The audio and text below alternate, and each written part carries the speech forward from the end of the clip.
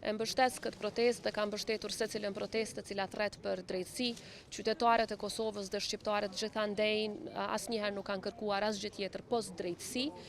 Drejtësi e cila respekton parimet më të larta të mbrojtjes së të drejtave të njerëzit dhe siç e dini, Kosova dhe më konkretisht krerët të cilët tani përballen në Hag, pikërisht pse kanë pasur besim në drejtësi, janë paraqitur para saj, tashmë po bëhen 5 vite, pa asnjë dyshim në drejtësinë ndërkombëtare, por ne si institucione të Kosovës vazhdimisht kërkojmë që parimet më të larta të mbrojtjes së të drejtave të njerëzit dhe lirive themelore të respektohen dhe unë jap plotësisht të drejtë qytetarëve tanë dhe i mbështes ata sa herë ata protestojnë për të kërkuar pikërisht respektimin e këtyre standardeve.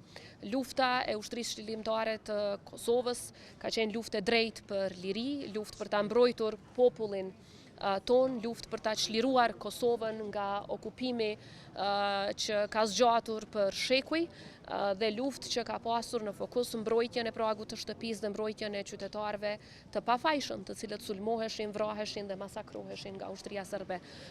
Për këdo që e ka parë me sytë e vetë se çfarë ka ndodhur në luftën e fundit në Kosovë, dihet shumë qartë. Ka qenë vetëm një agresor, dhe ajo ka qenë Serbia, dhe ka qenë vetëm një viktim, dhe ajo ka qenë Kosova, populli i Kosovës. Ushtria çlirimtare e Kosovës ka mbrojtur me dinjitet qytetarët e Kosovës, ka mbrojtur me dinjitet Republikën e Kosovës dhe drejtësinë e kësaj lufte ne do ta mbrojmë deri në fund. Faleminderit shumë.